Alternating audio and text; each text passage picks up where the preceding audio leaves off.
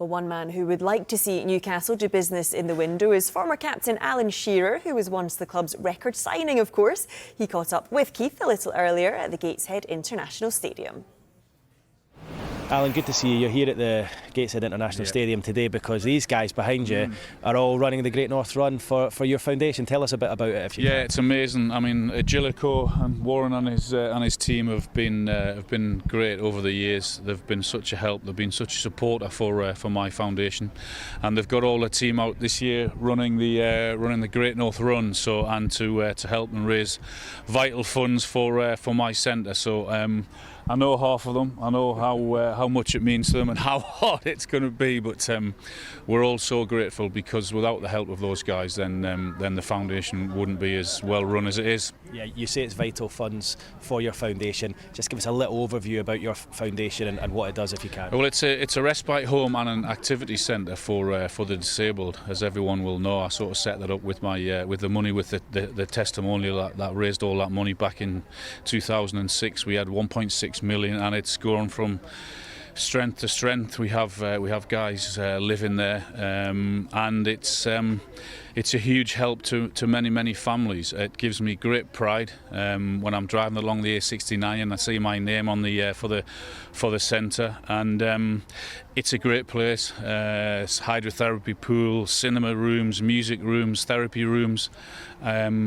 But it all costs, you know, and without the support of guys like this, it doesn't operate. No chance of you running it yourself?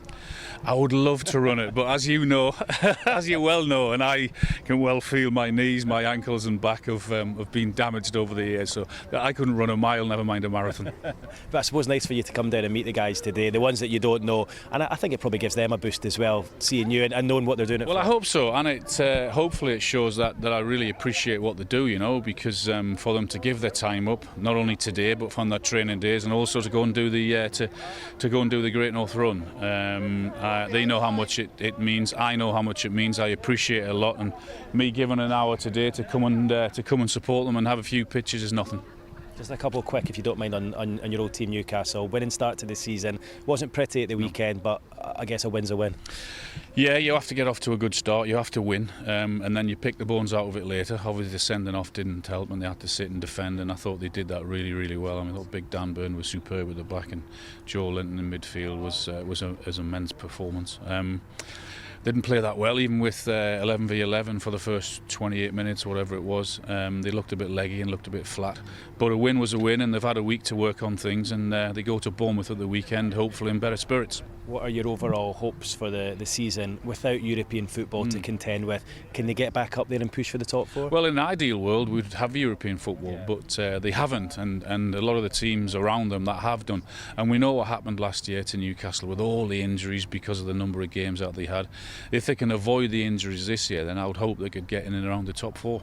Just finally, it's been a bit of a dry transfer window so far. Are you hopeful Newcastle will be busy between now and the end? It feels like they're getting a bit closer to Marc Guehi. Does it feel like the club and the city just needs that injection of some new arrivals? Yeah, I think so. I would hope they would get that over the line.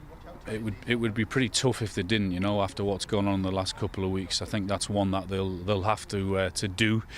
It was a little bit flat in terms of the atmosphere last Saturday, and I think that was probably to do with maybe a lack of activity in the window. So I would be hopeful we'll get something done in the next week or so.